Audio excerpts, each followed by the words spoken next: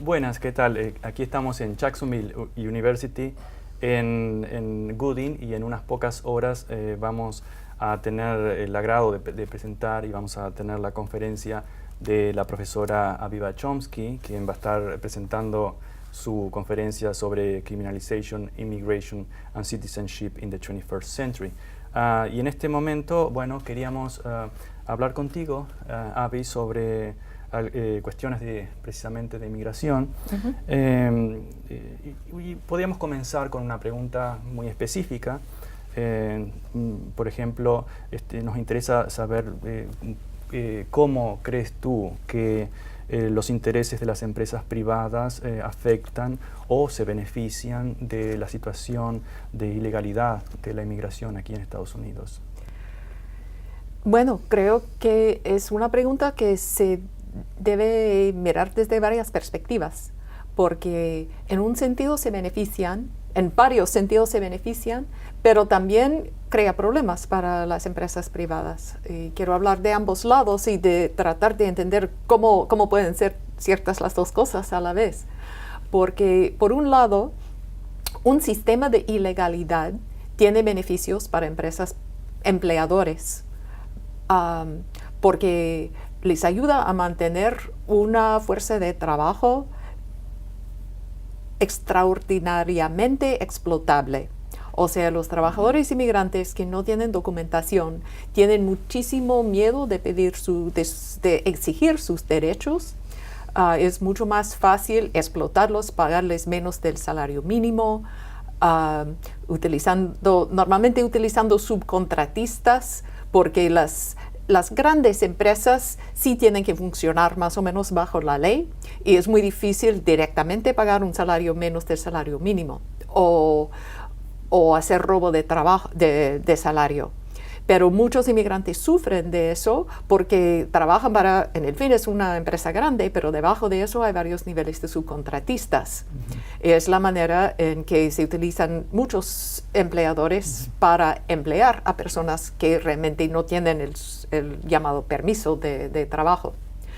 Entonces, pueden beneficiar con el acceso de una mano de obra que realmente el empleador tampoco tiene que seguir la ley porque han desarrollado ese sistema. También les da acceso a una mano de obra casi inagotable, o sea, siempre pueden buscar más trabajadores. Si algunos son deportados, si se van, si son arrestados, detenidos, la fuente es casi inagotable. En ese sentido, se puede decir que los grandes negocios benefician. También les ayuda a explotar más a sus trabajadores llamados legales, porque la existencia de esa gran fuente de mano de obra ayuda a bajar las condiciones para todos. Pero debo enfatizar que no son los inmigrantes, es la ilegalidad de los inmigrantes que presta ese servicio. Entonces, realmente no son los inmigrantes, es el sistema legal que ilegaliza a esos trabajadores que ayuda en aumentar la explotación del trabajador en general. Pero por otro lado, también pues, el nativismo y las leyes anti-inmigrantes también pueden trabajar en contra de los empleadores de trabajadores inmigrantes. Y se puede ver lo que sucedió en Alabama, lo que sucedió en Georgia, cuando esos estados aprobaron leyes en contra de los inmigrantes indocumentados, tratando de aumentar el nivel de represión en contra de los inmigrantes a nivel de estado, y los inmigrantes empiezan a ir. Y eso tampoco ayuda a los empleadores. O sea, las grandes empresas agrícolas de esos estados no están a favor de esas leyes porque eso les quita su fuerza de trabajo. Entonces, es un sistema que se puede decir que sí, hay algunos que benefician, pero realmente no es un sistema sostenible, claro que no es un sistema justo. Y que también tiene sus perdedores, y hay mucho más perdedores que hay ganadores en ese sistema. Sí, aparte de trabajadores, los inmigrantes son consumidores Claro. Es un factor importante.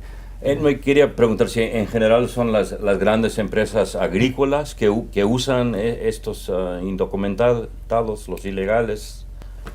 Pues o son, porque se ha dicho que también son empresas pequeñas o gente individual. Sí, hay de todo. Hay de todo. Hay de todo. En la industria agrícola, de alguna manera, entre el 25% y el 90% de los trabajadores, dependiendo del estado y de la época y de la cosecha, y de quién está tratando de enumerar, son indocumentados. Es el sector que mayor porcentaje de trabajadores indocumentados tiene, es el sector agrícola. Pero claro que muchísimos trabajadores sin documentos trabajan en otros sectores. Y tienes toda la razón de que muchos trabajan, como decía, a través de subcontratistas. Sí. En un sector, por ejemplo, como el repartir periódicos. O sea, no me digas. Las grandes compañías como el New York Times contratan a una agencia para repartir sus periódicos todas las mañanas. Esa agencia contrata a trabajadores, pero no les califican como trabajadores, son subcontratistas. Sí, es un contratista que emplea a contratistas independientes. Y así puede emplearlos sin pagar el seguro social, sin pagar el salario mínimo, sin darles ninguno de los beneficios exigidos por la ley, como se dice, workers' compensation. Sí, compensaciones laborales. Sí, pero es un tipo especial, o seguro de accidentes. Beneficios laborales, claro, exacto. En tus dos últimos libros, Undocumented, How Immigration Became Illegal and They Take Our Jobs, and 20 Other Myths About Immigration, tú mencionas también con respecto a ese tema muchos otros factores, pero uno de los factores, por ejemplo, es que de hecho por ejemplo, granjeros en California, en otros estados, tienen que perder su producción cuando esas leyes a veces se ponen más duras y los inmigrantes huyen de esas áreas. Otro factor que tú mencionas es que los inmigrantes, por condiciones familiares, sociales, psicológicas, rinden el doble de lo que rinde un estadounidense acá. Y un último factor que quisiera mencionarte sobre ese punto específico, tú también mencionas y detallas cómo la industria carcelaria también juega un papel relevante y hay muchos intereses en tener más detenidos por esa situación de ilegalidad de los inmigrantes. Sí, y el sector de cárceles privatizados, que todavía es un sector pequeño dentro del sistema de encarcelamiento en Estados Unidos, pero en cuanto a la detención de inmigrantes juega un papel más grande porque es uno de los sectores que más ganancias tiene dentro del sistema carcelario, porque los inmigrantes detenidos suelen ser no violentos, suelen ser jóvenes, suelen ser de buena salud, y suelen estar ahí por corto tiempo en detención. Entonces cuestan menos en términos de seguridad, en términos de salud, en términos de todos los servicios que tiene que prestar una cárcel a los prisioneros. Entonces sí, ha habido mucha presión de las tres grandes compañías de encarcelamiento privado a favor de las leyes que aumentan las tasas de detención de inmigrantes. Quería mencionar una cosa más sobre los sectores en que trabajan los inmigrantes indocumentados. Uno es que muchísimos trabajan en el sector formal utilizando un número de seguridad social, de seguro social falso. Puede ser el número de su hermano, puede ser un número inventado, pero muchos sí logran trabajar. ¿La mayoría? No, muchos. No, muchos. Solo estoy mencionando los diferentes sectores. Vale.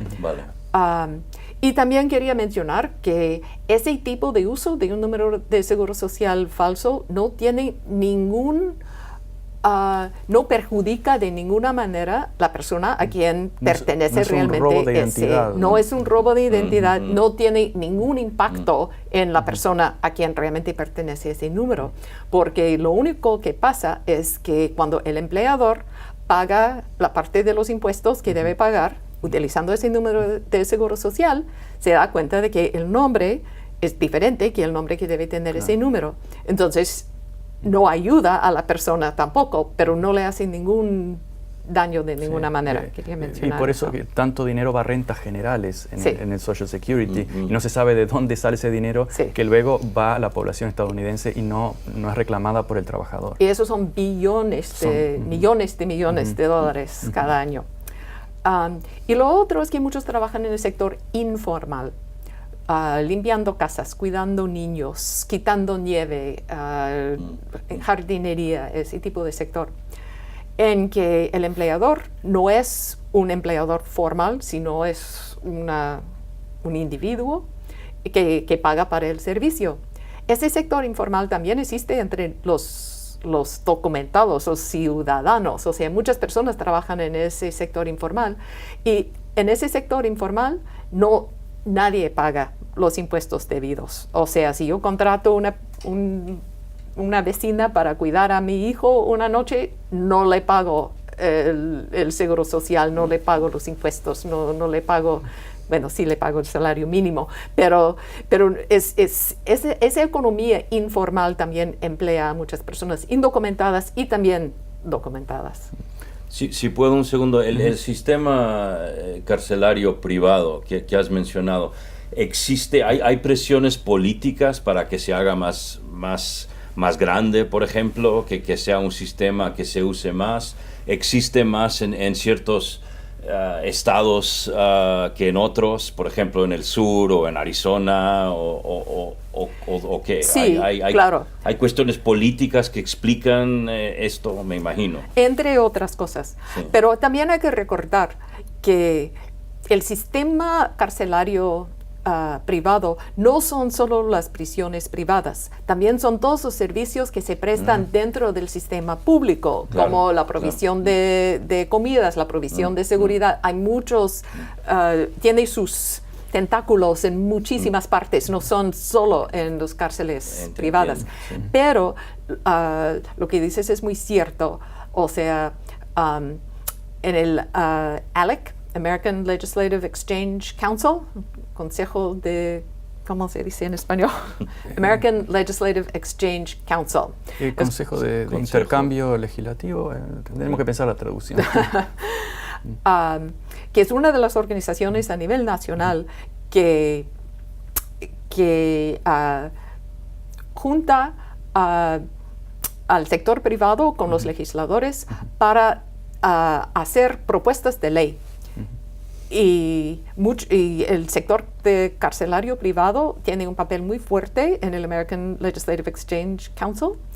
Y sí, han sido los autores de muchas leyes que luego los congresistas proponen como propuestas de ley y pueden terminar siendo leyes. La famosa ley de Arizona, el 1070, fue escrito por ALEC con la ayuda el impulso de las compañías. Estaban en los directores, tenían voz, no voto en algunos casos, ¿verdad?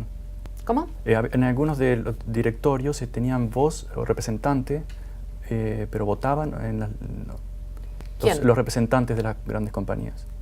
Pues los representantes de las compañías son como lobbies. Son los que escriben las leyes trabajando con los congresistas. Son los congresistas aunque no votaban. Exacto. Escriben la ley en muchos casos. Sí, escriben los otros lo votaban. Exactamente. Entonces, todo eso sería la parte económica, social e infraestructural, ¿verdad? Y tiene una traducción cultural que generalmente es el racismo o ciertas retóricas xenófobas. ¿Tú piensas que eso es una expresión de la realidad, el racismo actual, que tiene orígenes históricos al mismo tiempo, el racismo anglosajón, que es especialmente, tiene alguna particularidad especial, o que simplemente se produce en Europa, en Estados Unidos, por una mayor potencia económica, militar? y se expresa de una forma más violenta, tal vez. Pues claro que el racismo, se puede decir, el racismo blanco, el racismo euroamericano que existe en Europa y también en Estados Unidos, yo diría que claro que tiene una historia bien larga, que se puede llegar hasta la Reconquista, quizás, para, si quieres empezar ahí. Pero más que todo se convierte, yo diría, en un racismo como el racismo que conocemos hoy, con los principios de la expansión europea en las Américas, hace 500 años. Y esa expansión, claro que involucra, dirigida por España y Portugal, involucra a África e involucra a los nativos de las Américas. Y se puede decir que empezó con ideas de limpieza de sangre, que son la raíz del racismo, pero que no se expresan como un racismo como el que conocemos ahora en ese entonces, porque se expresa en términos de religión, no de lo que hoy llamaríamos raza. Pero en el desarrollo de sus contactos con los africanos y los indígenas de las Américas se convierte en algo que tiene más que ver con la idea de que la sangre tiene que ver con el origen geográfico y con el color de la piel, y se convierte ya para el siglo XIX en el racismo científico que conocemos, que trata de el determinismo geográfico y la idea de que las razas representan diferentes formas biológicas y tratar de dar, en vez de hablar de la religión, o diferentes estados de evolución. Sí. También. Y tú en tus últimos libros también mencionas cómo ese racismo antiguo, religioso, de sangre, se traduce de una forma casi eufemística en los nacionalismos. Sí. Porque a través del siglo XX también ese racismo biológico se derroca, o sea, ya no tiene base científica, y a través de todos los movimientos anticoloniales, y claro que eso es la justificación de todos los colonialismos del siglo XVI, XVII, claro. XVIII, XIX, pero en el siglo XX se empiezan a deshacer esos colonialismos, y también la pseudociencia de la raza se deshace, y en los países como Estados Unidos, donde el colonialismo es interno, o sea, los colonizados todavía viven bajo sus colonizadores en Estados Unidos, se expresa en los movimientos para los derechos civiles, para la liberación de los grupos oprimidos en Estados Unidos, que tienen bastante éxito en deslegitimar la raza como razón, como explicación. Sin embargo, hay que reconocer que la ilegalización de la inmigración mexicana tiene lugar en la misma época de los años 60 que los movimientos de liberación de las personas de color en Estados Unidos, incluyendo los mexicano-americanos o los chicanos, los negros, los indígenas. Es en la ley migratoria del 65 que se ilegaliza la migración mexicana, y todos los inmigrantes mexicanos que se podía discriminar por su raza antes, ahora se empieza a discriminar por su estatus legal. Son las mismas personas, es una nueva legitimación de políticas que realmente han servido desde principios del siglo XIX, por lo menos, para crear una imagen del mexicano como no elegible para la ciudadanía, que un trabajador migrante, una persona que está bienvenida en el país solo como trabajador y no como ciudadano. En los 90 creíamos de que las fronteras estaban o se iban a diluir, y bueno, supimos que en realidad esa disolución era más bien para los capitales, no para la gente. Muy ingenuo, quizás, ¿no? Bueno, todavía puede ser una utopía. Todavía puede ser una utopía, pero en muchos aspectos, quiero decir. ¿No? Pero hoy en día estamos viendo una clara reversión de eso. ¿Tú piensas que eso es una reacción a una tendencia mayor o una reacción que vino para quedarse? Quizás por algunas generaciones, una reacción de nacionalismo, una reacción de grupos cerrados, que bueno, uno puede pensar que está más asociado al fascismo en el sentido de una fragmentación permanente de todo en pequeños cubículos, donde la gente vive en su propia burbuja, ¿verdad? ¿Tú crees que eso son reacciones a una tendencia mayor de una globalización ya no del dinero, sino positivamente o optimistamente podríamos pensar un poco más de intereses humanos? ¿Es una reacción a eso o una realidad que vino para quedarse? Pues si se quiere hablar de los años 80-90 como una apertura de fronteras, hay que reconocer que eso sucedió dentro de Europa. Nunca fue una apertura de fronteras para los colonizados, para las personas de color. O sea, creo que se está hablando de cosas diferentes dentro de Europa mismo, y que en el mismo Europa, con la llegada de más refugiados de países postcoloniales, claro que el cierre de las fronteras también ocurre ahí. Sí, sí. Y cuando se hablaba de abrir las fronteras o de los tratados de libre comercio, por ejemplo, en Estados Unidos, nunca, jamás se habló de abrir la migración. El caso del NAFTA, por ejemplo. Sí. Entonces, bueno, una de las cosas que creo que se aprende muy bien estudiando la historia es que es muy peligroso tratar de predecir el futuro. Sí, el camino a donde vamos ahora es más fácil, y no es siempre fácil, pero es más posible tratar de entender cómo llegamos a donde estamos ahora, que es decir, a dónde vamos desde donde estamos ahora. Hay tantas cosas que pudieran pasar mañana que yo no puedo predecir si vino para quedarse. Pero lo que sí podría decir es que yo no veo por ahora una real esperanza, un movimiento capaz de cambiar la dirección en que nos estamos dirigiendo ahora. Es decir, ninguna posibilidad de un cambio de política en el Congreso, en la cultura general de la población. No lo veo ahora, pero quizás mañana lo voy a ver. Hablando específicamente de los Estados Unidos ahora. En este caso sí. Tampoco en Europa, quizás. ¿Lo ves? Probablemente. Sí, ahí también puede ser una manifestación de cierta decadencia relativa con respecto al resto del mundo. Entonces, que las poblaciones que antes eran el centro del mundo están viendo de que ya no son tan relevantes económica, militarmente quizás, y eso genera... Aunque socialmente o quizás con la juventud, y aquí quizás uno es demasiado optimista, sí se ve, ¿no?, que hay menos creación de murallas, qué sé yo, entre la gente. No sé, lo veo un optimismo, veo con la gente joven que quizás no ves tanto, o no pues, sé.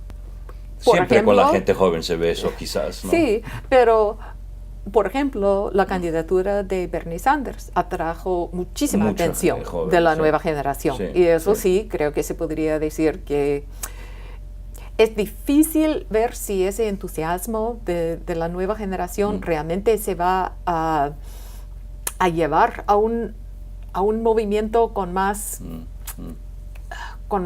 fuerza, o una cosa que hablábamos antes de que nos da miedo de la nueva generación es que quieren soluciones rápidas, y si no ven la solución rápida se cansan, también se cansan muy rápidamente. Vuelven al teléfono. Sí. Al celular, ¿no? Sí, bueno, y que es otra parte de la realidad, ¿verdad? Sí, los mass media o las redes sociales que han diluido esas fronteras técnicamente hablando, sin embargo han creado burbujas también. Entonces, cada vez que alguien va limpiando gente que no piensa como uno, se va encerrando en una secta. y ahí vemos burbujas y sectas de todo tipo, y luego vemos reacciones, cómo vota la gente. Pero ¿dónde ven esa impaciencia? Yo no la noto tanto. ¿No? No, Bueno, con la gente cuando joven. se votó el Brexit, por ejemplo, al otro día, según las estadísticas o los datos que se recogieron, hubo una gran cantidad de gente que comenzó a googlear la palabra Brexit y tratar de saber qué era exactamente. Bueno, la ignorancia de lo que está pasando, eso no es nuevo. No, claro, digo pero, un ejemplo, un solo ejemplo ya. entre muchos otros, pero políticamente se están viendo burbujas raciales, políticas, ideológicas, religiosas, etcétera. Me parece bastante. No me veo optimista, no sé por qué. ¿Quieres ser cambio optimista? de día Porque eres optimista, Daniel. Quiero. Porque eres optimista. Sí, Bueno, puedo preguntar de algo que no tiene mucho que ver con lo, pero leí el otro día, quizás ustedes lo leyeron también, un artículo, un editorial, creo, un op-ed en el New York Times ¿cómo es? Jorge Castañeda, el que fue ministro del Exterior en México, y hablaba era el aniversario de la muerte del Che. 50. Sí. El 50. Y él habló del legado del Che y dijo que el legado era poco más que la imagen del Che en las camisetas de los jóvenes. Y no sé, quería preguntarte cómo comentarías sobre eso y qué ideas tienes del legado del Che. Bueno, yo no leí ese artículo, pero sí leí el libro de Jorge Castañeda sobre el Che. Igual, sí. Así que yo diría que, si yo me acuerdo bien, su argumento ahí no era que no tenía legado, sino que el legado era la violencia y un legado muy negativo. Sí, un legado muy negativo. Sí.